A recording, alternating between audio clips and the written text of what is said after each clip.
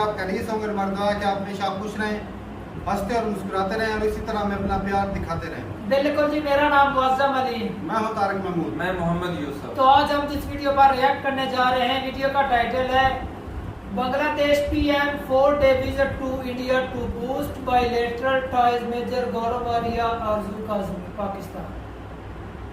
तो वो शेख हसीना जी इंडिया में आई हुई 4 दिन के दौरे के लिए, उस टॉपिक पे बात होगी मेजर गौरव आर्या और आरजू काज़मी की।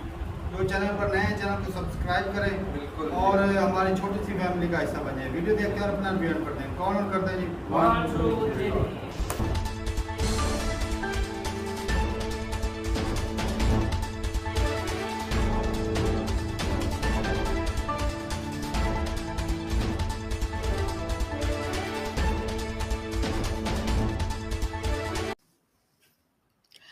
अस्सलाम वालेकुम, नमस्कार, सत श्री अकाल एंड गुड इवनिंग। मैं हूं आरजू काज़मी और आप देख रहे हैं पॉइंट ऑफ व्यू। हमें जी आज भारत से ज्वाइन किया है मेजर गौरव आर्या ने। बहुत शुक्रिया सर कि आज आपने ज्वाइन किया। थैंक यू आरजू जी, बुलाने के लिए थैंक यू। और आज हम सर सबसे पहले बात करेंगे कि जो बांग्लादेश की पीएम आपके यहाँ विजिट किया है उन्होंने, किस तरह देखते हैं आप इस विजिट को, जबकि चाइना के साथ भी उनके बड़े अच्छे टर्म्स हैं और पाकिस्तान की वजह से और चाइना की वजह से इन सब चीजों को लेकर आप किस तरह से देख रहे हैं कि आगे कहाँ बढ़ता हुआ नजर आ रहा है भारत और बांग्लादेश? इसमें आरजू जी, पाकिस्तान का तो कोई है नहीं बीच में दखल चाइना के साथ, क्योंकि पाकिस्तान की कोई इन्वेस्टमेंट तो है नहीं बांग्लादेश में। बांग्लादेश को इस समय चाहिए एक्सपोर्ट, अपनी मार्केट बढ़ानी है, तो वो पाकिस्तान में जा नहीं रहा। उसको चाहिए इन्वेस्टमेंट, वो पाकिस्तान कर नहीं रहा। तो इसमें पाकिस्तान का क्या रोल है, I am not sure, but हाँ चाइना के साथ है। लेकिन बात यह है ना कि कहीं ना कहीं बांग्लादेश ये समझता है कि भारत के साथ जो उसके ताल्लुकात हैं, जो ट्रेडिशनल ताल्लुकात हैं, हम जबान हैं, वो हमारे जैसे सोचने वाले लोग हैं, we speak the same language, West Bengal East Bengal वो वाला मामला है। और बहुत कम पाकिस्तानियों को पता है कि जो उनका नेशनल एंथम है वो भी रविन्द्रनाथ टैगोर जी ने लिखा है, जो श्रीलंका का भी लिखा है वैसे उन्होंने, भारत श्रीलंका और बांग्लादेश तीनों का लिखा है। तो बहुत ज्यादा कॉमन बॉन्ड है, कॉमन कल्चर है, स्क्रिप्ट भी एक ही है। जैसे कि पाकिस्तान में जो लिखते हैं पंजाबी, वो उर्दू में लिखते हैं, उर्दू स्क्रिप्ट है, जबकि उर्दू का पंजाबी से दूर दूर तक कोई मेल नहीं है। उर्दू आई थी उत्तर प्रदेश से, लखनऊ से, उसका पंजाब से कोई रिश्ता नहीं है दूर दूर तक। स्क्रिप्ट की बात कर रहा हूँ, लेकिन लिख दिया जी। लेकिन बंगाली जो है वो अपनी जो जबान है बंगाली, वो बंगाली में ही लिखते हैं, क्योंकि जाहिर सी बात है 1500 साल पुरानी जबान है, तो it's a mature civilisation both sides of the border. और ये जो है भारत के साथ जो रिलेशनशिप बढ़ाने की बात है आरजू जी, वो तो मोदी जी के है ही, नेबरहुड फर्स्ट पॉलिसी।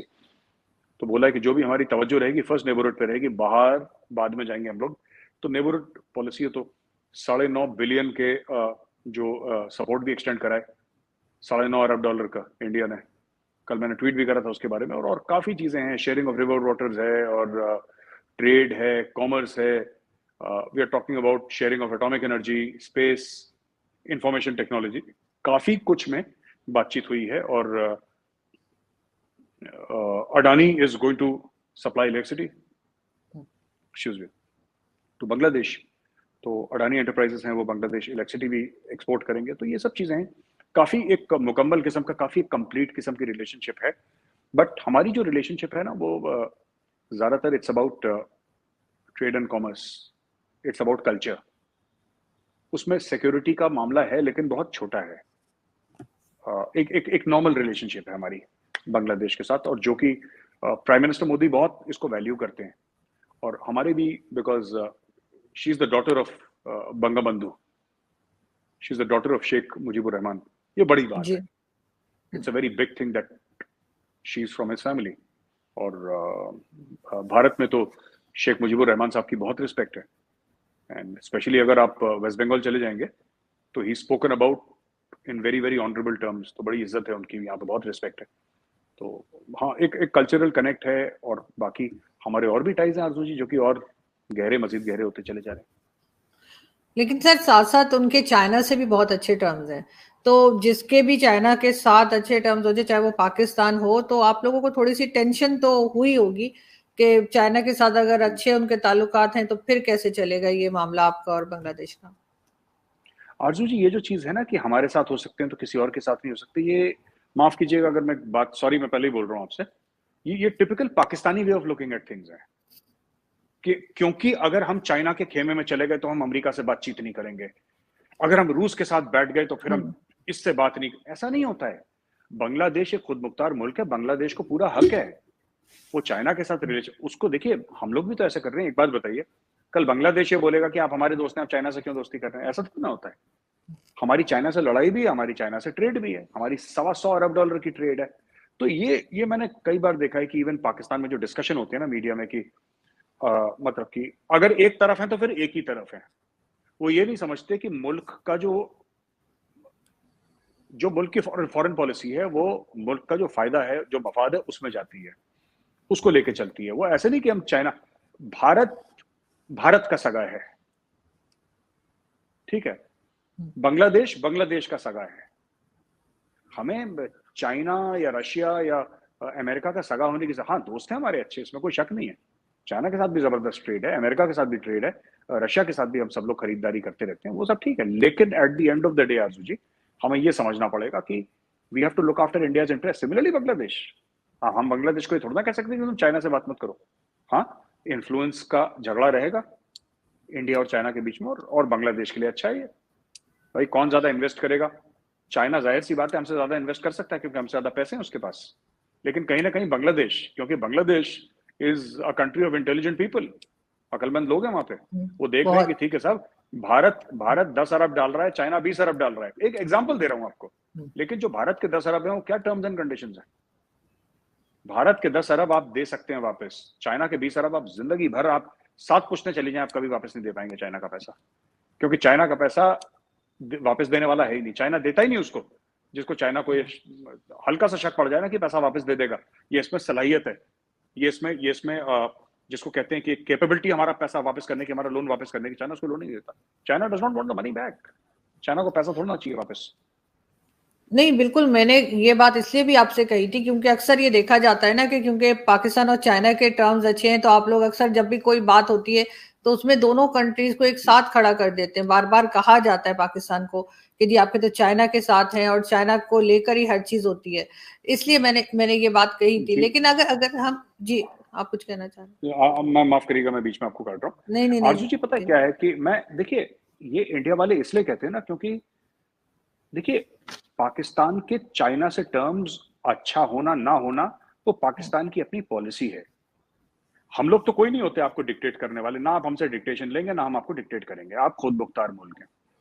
लेकिन भारत का ये मानना है और सारी दुनिया का ये मानना है कि ये मल्टीपोलर वर्ल्ड है। एक जमाने में अगर पाकिस्तान अमेरिका के साथ था, फिर पूरी तरीके से अमेरिका के साथ था, फिर बोला कि हम किसी और की तरफ देखेंगे भी नहीं। अब चाइना के साथ है, वो कह रहा है अमेरिका चोर है, अमेरिका ने इंपोर्टेड हुकूमत नामंजूर, और ये सब, चाहे वो ऑपोजिशन वाले हों चाहे कोई भी हो। मैं सिर्फ आपको ये कहना चाह रहा हूं कि किसी भी मुल्क को प्रॉब्लम कहां होती है पाकिस्तान को लेके, जब पाकिस्तान एक्सट्रीम व्यूज ले लेता है किसी भी चीज के। अगर पाकिस्तानी हुकूमत या पाकिस्तानी लोग ये बोले कि हमारी पहली वफादारी पाकिस्तान को है, चाइना को नहीं है, अमेरिका को नहीं है, रूस को नहीं है, इंडिया को नहीं, किसी को भी नहीं है, हमारी पहली वफादारी पाकिस्तान के साथ है, जो पाकिस्तानी बोलेंगे कि हमारी पहली वफादारी पाकिस्तान के साथ है, दुनिया में किसी को भी प्रॉब्लम नहीं होगी। प्रॉब्लम तब होती है जब पाकिस्तानी ये बोलते हैं कि हमारी पहली वफादारी पाकिस्तान के साथ नहीं, हमारी पहली वफादारी चाइना के साथ है। तो फिर इंडिया ये देखता है कि, तब इंडिया ये देखता है कि इधर भी चाइना इधर भी China, then you treat Pakistan like China, शक की नजर से देखो कि इनका क्या इंटेंट है। तो ये चीज है, आपके जो भी हैं वो कहें कि जी हमारी पॉलिसी है पाकिस्तान फर्स्ट, हम चाइना का भी फायदा उठाएंगे, यूएस का भी फायदा उठाएंगे, इंडिया का भी उठाएंगे, रशिया का भी, हम सबका फायदा उठाएंगे अपने मुल्क के मफाद में। ये होती है फॉरेन पॉलिसी। आप लोग कहते हैं नहीं साहब अब चाइना से हमारी बस दोस्ती हो गई है, अब हम दुनिया भर को गालियां देंगे, दुनिया भर को धुतकारेंगे, दुनिया भर की तनकीद करेंगे क्योंकि हमें चाइना का सगा बनना है, और ये कह के हम चाइना की नजरों में और ऊपर उठ जाएंगे तो दुनिया से हम अपने आप को कट ऑफ कर लेंगे। तो मुझे लगता है ये गलत है।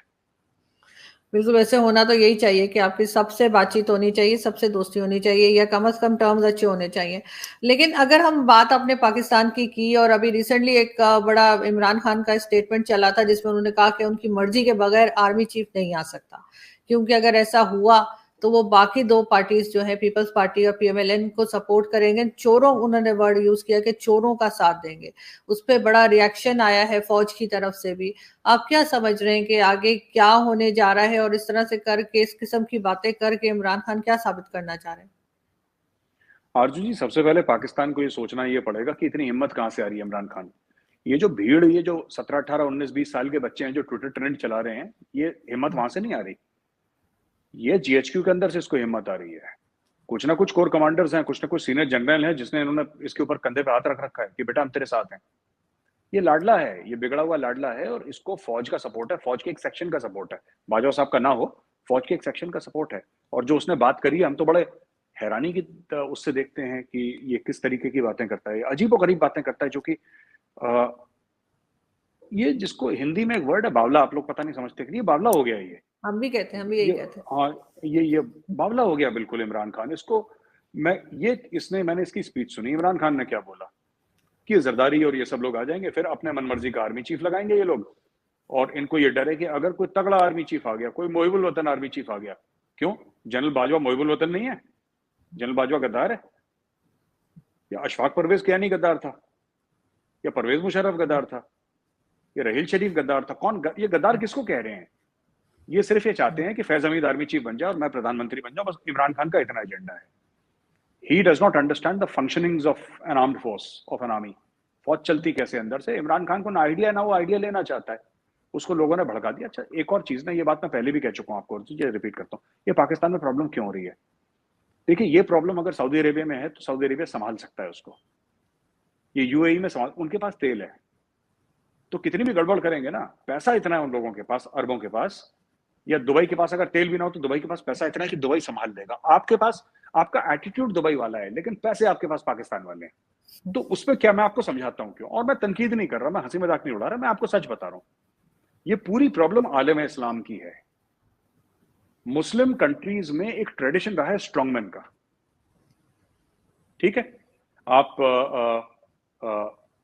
वो जो अतातुर्क था, वो कमाल अतातुर्क, कमाल अतातुर्क, तुर्की वाला, आप उसको देख लीजिए। उसके नक्शे कदम पे, वो तो सेक्युलर आदमी था बेचारा, उसके नक्शे कदम पे ये अर्दोगान अपने आप को, वो ये इस्लामिस्ट है, रेडिकल, लेकिन वही स्ट्रॉन्गमैन वाली बात है ना। असद हम देख लेते हैं, स्ट्रॉन्गमैन। गद्दाफी देख लेते हैं, स्ट्रॉन्गमैन। सद्दाम हुसैन आप देख लीजिए, स्ट्रॉन्गमैन। तो even in case of Malaysia, आप अगर मलेशिया को भी देखें, स्ट्रॉन्गमैन। कैसे? मलेशिया में वो महातीर था मोहम्मद, वो देखिए, वो अपने आप को स्ट्रॉन्ग मैन बताता था। बांग्लादेश में देखिए, जो आर्मी का कू हुआ है पहले, और उन्होंने खुद ही बंगा बंधु को मार दिया इन लोगों ने ना, आर्मी ने, बांग्लादेश आर्मी ने, they killed their own father of the nation. सो ये हर समय ये पूरे आलम इस्लाम की प्रॉब्लम है, जहां पे, बट ये प्रॉब्लम मिटिगेट हो जाती है गल्फ स्टेट्स में, जहां पे पैसा इतना है, उनको कोई फर्क नहीं पड़ता। एक अमीर हो, एक शेख हो, वो अरबपति है, उसने अपने लोगों को फैसिलिटीज दे रखी हैं, अपने लोगों को फैसिलिटेट कर रखा है, स्टैंडर्ड ऑफ लिविंग उसने ऊपर कर रखी है, कोई ऑब्जेक्ट नहीं करता। So you can't have the money of Pakistan and the attitude of Saudi Arabia, वो नहीं जमता भी, उसमें दिक्कत है ना। आप किसी भी कंट्री में देख लीजिए, मुस्लिम कंट्री में, ज्यादातर 99% मुस्लिम कंट्रीज में आपको प्रॉब्लम दिखेगी। 99% क्या दिखेगी? स्ट्रॉन्गमैन की। तो ये प्रॉब्लम नहीं है, कल्चर होता है अपना अपना। एक स्ट्रॉन्गमैन, एक आएगा मसीहा जो सब ठीक कर देगा, एक कोई शख्स आएगा जो सब ठीक कर देगा। इंस्टीट्यूशंस की कोई वैल्यू नहीं है, कोई औकात नहीं है। पाकिस्तान में भी यही हो रहा है, क्योंकि जो क्यों इमरान खान को बिलीव कर रहे हैं? इमरान खान ने कोई रोड मैप दिया अपना? आप बताइए, इमरान खान का कोई व्हाइट पेपर है जो इमरान खान ने लिखा है कि मैं इकोनॉमी ठीक कर दूंगा? बस ये सब चोर हैं, ये डकैत है, इंपोर्टेड हुकूमत, ये इसके तो जुमले मुझे भी रट गए इमरान खान के। इंपोर्टेड हुकूमत नामंजूर, ठीक है, और बाजवा हाय हाय, बाजवा गो बैक, ये सब तो मुझे भी याद है। The problem is this, that अगर पाकिस्तान की इकोनॉमी का बुरा हाल है, इमरान खान ने कोई पेपर नहीं लिखा। जो इमरान खान ने बोला है कि बच्चों, मैं कौम से खिताब कर रहा हूं और मैं कौम को ये समझाऊंगा कि बच्चों, मैं इस तरीके से देखो इकोनॉमी ठीक करूंगा, इस तरीके से मुल्क को मैं बेहतरी की ओर ले। उसके पास प्लान कोई नहीं है। वो सिर्फ ये जो बेरोजगार बैठे ना 18-19 साल के, बर्गर क्राउड, इनको उसने लगा रखा है काम में, वो थोड़े थोड़े पैसे दे देता है, वो लगे रहते हैं बेचारे 18-20 हजार रुपए में, 25-30 हजार रुपए में, उसने काम पे लगा रखा है इन लोगों को। दैट्स ऑल आरजू जी, और कुछ नहीं हो रहा पाकिस्तान में। बिल्कुल यही हो रहा है, यानी कि एक तरह की सोशल मीडिया पे एक जंग चल रही है। लेकिन साथ साथ अगर हम बात करें एलओसी की, वहां पे एक बार फिर काफी टाइम के बाद, 1 साल से खैर ज्यादा हो गया है, सुनने में यही आया है कि फिर एक बार वहां पे गोलियां चली हैं, वायलेशन की गई है। तो किस तरह देखते हैं? साथ एक वो एक आप लोगों ने एक आदमी पकड़ा था जिसको टेररिस्ट बताया जा रहा था, उसकी डेथ भी हो गई है, उसके ऊपर भी जो है पाकिस्तान की तरफ से भी रिएक्शन गया है। कैसे देखते हैं आप? नहीं कुछ नहीं, उसको कार्डियक अरेस्ट हुआ, खत्म हो गया वो। कार्डियक अरेस्ट तो किसी को भी, मुझे हो सकता है कल, तो it can happen to anybody, it can happen to any human being on earth. Why should I me और दैट पर्सन, एनीबॉडी क्यों बोले, किसी को भी हो सकता है, उसको हो गया, हो जाता है। देखिए जो इस दुनिया में आता है उसको दुनिया से जाना है। और पाकिस्तान ऑब्जेक्ट क्यों कर रहा है, पाकिस्तान को तो ये जवाब देना है कि आया कैसे कश्मीर में। भाई ऑब्जेक्ट इसलिए कर रहा है ना पाकिस्तान, क्योंकि पाकिस्तान ये कह रहा है कि साहब ये पाकिस्तानी है, तस्लीम कर रहा है ना पाकिस्तान ने पाकिस्तानी है। तो बताइए साहब, बिना वीजा के इंडिया कैसे आया ये, और जम्मू एंड कश्मीर में क्या कर रहा था ये इस पर कोई बात नहीं कर रहा। तो आप बताएं, आप ओनरशिप लें उसकी और आप बोलें साहब ठीक है इंडिया ने किडनैप कर लिया है, आप ये बोलें, कुछ तो बोलें, झूठ सच कुछ तो बोलें कि ये तो पाकिस्तान में था, इंडियन टीम गई पाकिस्तान के अंदर से इसको किडनैप करके ले आई। कुछ स्टोरी तो सुनाएंगे, अलिफ लैला की कोई तो कहानी सुनाएंगे हमें। कहानी नहीं सुना रहे, क्या ना गलत हुआ है गलत हुआ है, ये सब ऐसी आलतू फालतू की चीजें हैं। लेकिन ये तो खैर आपके साइड से पूछना चाहिए ना, फिर गलत हुआ है तो वो बताएं, पाकिस्तान की एम्बेसी बताए या पाकिस्तान की गवर्नमेंट बताए। लेकिन साथ साथ एलओसी पे दोबारा से आप समझते हैं कि टेंशन हो गई है? मुझे लगता है जो वाकया हुआ था, मैं I am not sure whether LOC पे हुआ था कि इंटरनेशनल बॉर्डर पे हुआ था, I am not sure, but मुझे लगता नहीं, आई थिंक ये वन ऑफ केस है, ऐसा हम्म, होगा नहीं। और अगर ऐसा हो जाता है, अगर एलओसी हम्म। एक्टिव होती है तो आरजू जी फिर बहुत प्रॉब्लम हो जाएगी, पाकिस्तान के लिए बहुत ज्यादा प्रॉब्लम हो जाएगी, because you are already dealing with a lot of mess on your western borders, बहुत ज्यादा आप लेकिन लोग डील कर लगता रहे हैं तो। नहीं, लेकिन लगता नहीं कि होगी, क्योंकि बाजवा साहब के होते तो अभी तो फिलहाल वो इस मूड में नहीं लग रहे कि इसको फिर एक्टिव किया जाएगा। बाजवा साहब के नहीं, यहाँ पे भी तो लोग मूड है, सिर्फ बाजवा साहब ही थोड़ा ना अलाउड है मूड होना, हम्म। कि सिर्फ बाजवा साहब ही बोले मेरा ही मूड होगा तब एलओसी एक्टिव हो गया। कल अगर इंडिया का मूड हो गया तो कल जनरल मनोज पांडे कहते हैं एक्टिव करो यार इसको, जरा थोड़ा सा हरकत में लाओ, फिर दिक्कत है ना। तो अभी इंडिया ने सैंक्टिटी मेंटेन कर रखी है, बट आई वांट कि जो इंडिया सपोर्ट कर रहा है पाकिस्तान का, ठीक है, पाकिस्तान इस चीज को मेंटेन करके रखे, क्योंकि इंडिया को कोई फर्क नहीं पड़ता, क्योंकि हमारा बॉर्डर अफगानिस्तान के साथ नहीं है, हमारा बॉर्डर जो है वो अफगानिस्तान के साथ नहीं है, हमारा बॉर्डर पाकिस्तान के साथ है। और पाकिस्तान बीच में सैंडविच हो रखा है, एक तरफ इंडिया एक तरफ अफगानिस्तान। हमने बिल्कुल लाइन ऑफ कंट्रोल बिल्कुल साफ रख रखी है, बिल्कुल क्लियर रख रखी है हमने कि साहब ये हम यहाँ पे कोई एक्शन नहीं करेंगे। लेकिन अगर ये एक्टिवेट होता है for whatever reason, India ही डिसाइड कर लेता है यूनिलैटरली कि एक्टिवेट करो, या पाकिस्तान कुछ करता है तब इंडिया एक्टिवेट करता है, तो फिर बहुत दिक्कत हो जाएगी। देन पाकिस्तान, क्योंकि बीच में फ्लड्स भी आ रखे हैं, पॉलिटिकल अनसर्टेनिटी है, इकोनॉमी डूब रही है, डिप्लोमेसी तितर बितर हो रखी है, तहरीक तालिबान पाकिस्तान, वो कल परसों ही उन्होंने 4-5 बंदे मार दिए, आपके कैप्टन को भी, वजीर क्या नाम था, कुछ नाम था उसका, तो उसको एक कैप्टन को मार दिया 4-5 बंदों समेत। तो ये तो रोज हो रहा है पाकिस्तान में। Pakistan does not need more problems, already बहुत ज्यादा प्रॉब्लम है। तो इस बीच में अगर लाइन ऑफ कंट्रोल एक्टिवेट हो जाता है अर्जुन जी, फिर तो बहुत ज्यादा प्रॉब्लम हो जाएगी पाकिस्तान का, बहुत ज्यादा प्रॉब्लम।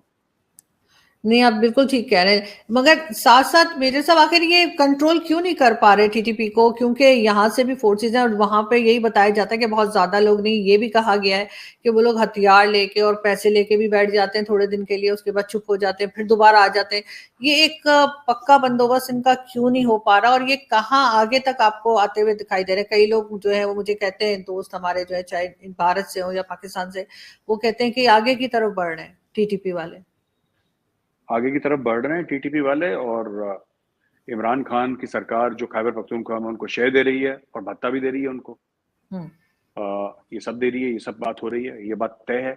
और ये मैंने अपने पाकिस्तानी सोर्सेस से भी सुना है। और मैं एक और बात कहना चाहता हूँ अर्जू जी की, ये जो पूरा मामला है ना कि क्यों नहीं कर रही है पाकिस्तानी फौज, ये पाकिस्तानियों को पूछना चाहिए अपनी फौज से कि भाई आप नंबर 1 आर्मी है वर्ल्ड की, नंबर 1 एजेंसी आईएसआई है, हर चीज में आप लोग नंबर 1 है, बाकी सारी दुनिया भर की फौज लास्ट है, पाक फौज नंबर 1 है, तो पाक फौज को रोकना चाहिए। अब तो इंडिया भी नहीं है ना, अब इंडिया भी अपने जसूस नहीं भेज रहा जो पहले जसूस भेजता था, है ना। तो इंडिया के भी कॉन्सुलेट्स नहीं है, तो क्यों हो रहा है ये? अब बहाने एक जमाने में बनाते थे जब इंडिया चला गया था फिर भी 6 महीने के बाद तक ये अटैक्स होते तो बोले थे नहीं अभी भी कुछ लोग हैं इंडिया के लॉयल जो करते रहते हैं। चलो जी, वीडियो ख़त्म नहीं, सॉरी, वीडियो का 2 हिस्से कर दिए क्योंकि वीडियो काफ़ी लंबी, एडिटिंग में अपलोडिंग में प्रॉब्लम होती है। पाकिस्तान में इंटरनेट की थोड़ी सी कमी चल रही है। बाकी बात करें तो पहला टॉपिक इंटरनेट की कमी चल रही है, बाकी तमाम चीज़ें जो है ना वो भरपूर है। वो तो सलाब है भाई, दूसरी चीज़ें भी, महंगाई भी है। और बाकी बात करें कि इंडिया में जो आई हुई हैं शेख हसीना, मोदी जी से मिले, 3-4 दिन का उनका टूर है। तो वो जिस मुद्दे पे बात करेंगे वो मेजर साहब ने बताया कि हम इकॉनमी के ऊपर बात करेंगे। तो अर्जुक आदमी सवाल कर रही थी कि इसमें इंडिया और पाकिस्तान का जो रोल है वो क्या होगा, क्या क्योंकि चाइना के साथ ताल्लुकात हैं और चाइना पाकिस्तान का दोस्त है। तो मेजर साहब ने सीधी बात की कि ये पाकिस्तान है और पाकिस्तान नहीं है, ये बांग्लादेश है। पाकिस्तान कहता है ना कि वो पिछले दिनों बिलावल भुट्टो ने भी कहा था अगर किसी ने चाइना के ऊपर बात की तो समझो पाकिस्तान के ऊपर बात की। तो ये सिर्फ पाकिस्तान बात करता है, दूसरे जो कंट्री हैं अब तो पाकिस्तान अपने आप को प्रायोर नहीं ना करता, वो किसी और कंट्री को प्रायोरिटी देता है। सही बात है, इसी वजह से वो पीछे वो बोलते नहीं है, गुलामी है ना, गुलामी है भाई, गुलाम है भाई। गुलाम। वो कभी अमेरिका की तरफ साइडदारी करने शुरू हो जाता है, कभी चाइना की तरफ हो जाता है।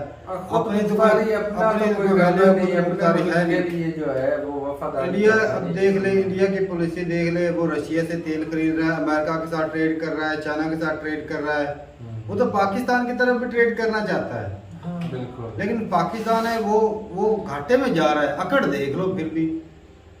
ये सारी जो बातें है ना भाई, इन लोगों की करप्शन खत्म हो जानी है। अगर इंडिया के साथ हाथ बढ़ा लेना, कश्मीर वाला मामला खत्म हो जाए तो ये लोग करप्शन कहाँ से खाएंगे किधर से? सही बात है। ये बड़े बड़े सस्ती चीजें मिलेगी, आगे सस्ती लोग खरीदेंगे तो उसमें जो करप्शन है वो कम होगी। करप्शन होगी, जो इतना बजट जाता है, आधा बजट जो जाता है वो किधर खाएंगे, वो कौन खाएगा भाई?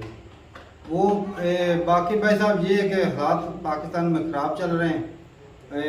ऊपर से इमरान खान की रैली के ऊपर भी पाबंदियाँ शुरू हो गई हैं। वो इंटरनेट भी बैन होने के कगार पे है कि इंटरनेट, यूट्यूब जो है वो कुछ ऐप जो है वो बैन कर दी जाएंगी जब इमरान खान की रैली वगैरह होगी। और बाकी ये है कि जो बांग्लादेश और इंडिया के ताल्लुकात वो पुराने गहरे ताल्लुकात हैं और शेख मुजीबुर रहमान की डॉटर हैं, तो वो सीधा सीधा रिश्ता तो बनता है भाई बहुत गहरा। इसकी वजह से उनकी रिस्पेक्ट भी है। बाकी कभी कभी हाथ खट्टे भी हो जाते हैं इंडिया बांग्लादेश के, वो तो क्योंकि वो इसलिए क्योंकि वहाँ पर भी मिनोरिटी के साथ अक्सर सेम इधर वाली चीजें होती रहती हैं। जो पाकिस्तान में हिंदुओं का मंदिर तोड़ देते हैं, उधर भी हाँ मजहबी वो खराबी होती रहती है उधर से भी। और बांग्लादेश से काफी लोग जो हैं वो इंडिया में रिफ्यूजी वो भी आए हुए हैं। स्टडी के लिए भी आते होंगे स्टडी के लिए। वैसे तो मेरे वाली कंट्री से इंडिया के अंदर भी पढ़ने भी आते हैं इसके लिए। ऐसे ही इंडिया के अंदर बहुत ज्यादा। और बाकी भाई साहब इमरान खान की बात करें तो इमरान खान सीटों की हेरा फेरी करके आया था। अब जो बंदा भी सीटों की हेरा फेरी दोबारा करेगा वही प्राइम मिनिस्टर बनेगा। अब चाहे वो हेरा फेरी छोटा करे डाउन, चाहे बड़ा डाउन करे, हमारे ऊपर तो भाई डाउन ही आएंगे, चाहे छोटा डाउन हो चाहे बड़ा डाउन हो। इमरान खान डाउन से कम है। नहीं, मेजर साहब कह रहे थे ना कि आर्मी भी बढ़ चुकी है, तो सही बात है। ऐसे ही ग्रुपों में है तभी इमरान खान चल रहे हैं ना। अकेला कुछ नहीं कर सकता, कोई भी बंदा नहीं कर सकता। उसके पीछे आर्मी का हाथ है, इसकी जो है ना बाइक पे, इसी वजह से वो इतना ज्यादा आर्मी के खिलाफ बोल रहे थे। आर्मी ने उसको कब काटा। ये भाई साहब बीच बीच में ना वो पावर की जो होती है ना, ये चाहत ख्वाहिश। अब जो हमारे आर्मी चीफ वो चाहते हैं मैं बना रहा हूँ और 2 साल एक्सटेंड करवाना चाहते हैं। और बाकी जिसका नंबर आ रहा है वो बेचारा कोशिश कर रहा हो कि मैं बनूं। अब उसका तो टाइम ऐसे ही गुजर जाएगा। नहीं तो उसके तो वो कहते हैं ना कि उम्र दराज मांग कर लाए थे 4 दिन, 2 आरज़ू में कट गए, 2 इंतजार में कट गए। तो उसके तो बेचारे पहले इमरान खान के इंतजार में कट गए, अब शहबाज शरीफ के इंतजार में करके वो तो बूढ़ा हो गया ना, ऐसी बात है। तो उसका वो चीफ ऑफ आर्मी स्टाफ बनना वो तो सपने ही रह जाएंगे। वो दुरानी ही खत्म तो हो इसीलिए जाएगा। भाई ये सत्ता की जो चाहत होती है ना, ये लड़ाती है, कुत्तों बिल्लों की तरह लड़ते हैं ये लोग। और बाकी भाई साहब हालात ख़राब है पाकिस्तान में, और ये इनकी लड़ाई चलती जा रही है। कोई नहीं करता कि मैं पाकिस्तान के कोई भला कर दूं। अवाम भूखी मारी प्यासी मारी, उधर कोई जाते नहीं है। अब अवाम निकली हुई है बेचारी, वो टिकटॉक ये चलो ये काम अच्छा कर रहे हैं, टिकटॉक ये काफ़ी निकले हुए हैं, लोगों की हेल्प कर रहे हैं। चलो इसी बहाने से उनकी टिकटॉक भी बन जाती है, वायरल भी हो रहे हैं और काम भी अच्छा कर रहे हैं। चलो वो डांस से तो अच्छा कि जो चलो भूखों को खाना था पहुंचा रहे हैं। बिल्कुल। तो ठीक है भाई साहब, अब अपनी राय जरूर बताइए कमेंट सेक्शन में कि ये जो सत्ता है ना, ये किसके हाथ में जाने वाली है? इमरान खान के हाथ में जाएगी या फिर जो भी आएगा वो लूटेंगे पाकिस्तान को, हमारा खून और चूसेगा। तो अगर जो बड़े बड़े मगरमच्छ उनके हाथ में जाएगी तो वो पहले ही थोड़ा सा उनका पेट भर चुका है। अगर कोई खाली मगरमच्छ को देंगे जिसका पेट खाली है अभी तो भाई वो अभी ज्यादा इतना फंड मिल रहा है खाएगा। पाकिस्तान को दूसरे कंट्री से, खा जाएंगे भाई। अभी मैदान में उतर गए हैं खाने के लिए। नहीं, वो खा अब रहे भाई हैं। बांग्लादेश के हालात बहुत खराब है, उन्होंने भी हेल्प की है, हाय, देख लो। कुर्बान जाऊं। और पाकिस्तान के भाई अच्छा, मेजर साहब कह रहे थे कि खैबर पख्तूनख्वा में ना जो टीटीपी वाले हैं उन्हें इधर पीटीआई से फंडिंग हो रही है, सपोर्ट हो रही है। तो ये ऐसे ही करते हैं भाई साहब। पावर, ये पावर बड़ी कुत्ती चीज है। यूसुफ किधर किधर हाथ मिला के, ये सारे जो पॉलिटिशियन होते हैं ना, इनके खून से हाथ से तो नहीं निकल पाएंगे ना, अगर हाथ ऐसे खून हालात से रहे रंगे तो। होते हैं, मासूमों के खून से, तब जे जाके ऊपर आते हैं सत्ता में। कितने लोगों की जान लेकर कितने को मार के ये ऊपर बैठते हैं। हाय। ये मासूम बच्चे किसने मरवाए? हमारे हुक्मरानों ने मरवाए। कोई इंडिया ने आके बम फोड़ दिए, इधर पाकिस्तान के नहीं, टीटीपी वालों ने फोड़ा था भाई। उन्हीं के साथ ये मुआहदे करते हैं यार, घटिया लोग नहीं यार, ऐसी बात है। जिन्होंने बच्चों को मारा भाई। पाकिस्तान के फ्यूचर, छोटे छोटे मासूम बच्चों को गोलियों से भून दिया, बम फोड़े। और भाई उनके उनके कौन साथ से रिश्तेदार हाथ हैं वहाँ पर हो, वो तो ये सारी फैमिली किस्मत बार बैठे ऊपर कहते हैं कि मैं, इमरान खान कहता मैं सादक अमीन हूँ, शहबाज शरीफ कहता मैं सादक अमीन हूँ, वो आर्मी वाले कहते हैं वो सादक अमीन है। कौन सादक अमीन है? इधर कोई नहीं है भाई। यहाँ पे जिसके अत्ती कोई चीज लगती है वो ले जाता है अपना अपना ऐसा। जिसकी लाठी उसकी भैंस। अच्छा, अपना दुरानिया खत्म होने से पहले पहले ही ना अपना बोरिया बिस्तर समेट कर इम्पोर्टेड होते हैं ना ये। तो भाई इनके जजीरे हैं, इतने इतने महंगे जजीरे तो मिलते फिर हैं ना खान पूरी साहब वर्ल्ड का में जो से। है तो कि वो- इम्पोर्टेड हुकूमत नारा तो फिर वो सही लगा रहा है। सही बात, तो इसकी भी इम्पोर्टेंट अगर ये बात देखी जाए तो वो बिल्कुल सच्चा है, ऐसी बात है। हाय। क्योंकि ये बाहर से ही मंगाए हुए हैं ना, जो हम पर मुसल्लत किए हुए हैं। और जो हमारा सिक्योरिटी एडवाइजर है ना, वो भी इम्पोर्टेड ही है, उसकी डुअल नेशनैलिटी है, लो जी। मोइज यूसुफ। बता, जिसको भाई इमरान खान के सारी कैबिनेट के बंदे अमेरिका जिसको से पूरी आए हैं। पाकिस्तान की सिक्योरिटी वो दे रखी है, नेशनल- वही बंदा इम्पोर्टेड है। फिर बताओ क्या करें? उसमें देशभक्ति होगी? नहीं होगी। जब वो इधर से रिटायर होगा वो जाएगा सीधा अमेरिका। तो ऐसे बंदों को हाथ में देश के पहले तो अदारों को चाहिए, जिस तरह इंडिया वालों ने डुअल नेशनलिटी खत्म हो। की है। ये जो बड़े-बड़े बैठे हैं, पाकिस्तान का ना ये हमारे सियासतदान तब होगा, सियासतदानों हकीकत बात है। सियासतदानों से अंगूठे फिर लगवा, सियासत में कोई उतरेगा ना तो बड़ी बड़ी चाहे बहादुरी कोई करेगा, सोच समझ के, चाहे को बड़े आर्मी कि अब चीफ मैं हो इस या मुल्क से फिर निकल नहीं पाऊंगा। सियासतदान हो, जो एमएलए एमपी है ना, इनके ऊपर तो बैन होना चाहिए कि ये रिटायर होने के बाद बाहर जा ही नहीं सकते। जी। तब जाके ये हालात ठीक होंगे, वरना तो ये तो भाई इधर से पैसा लूटेंगे और भाग जाएंगे जब दिल करेगा। तो ठीक है भाई साहब, अपनी राय जरूर बताइए कमेंट सेक्शन में। मिलते नहीं वीडियो के साथ, तब तक के लिए इजाजत दें। अल्लाह।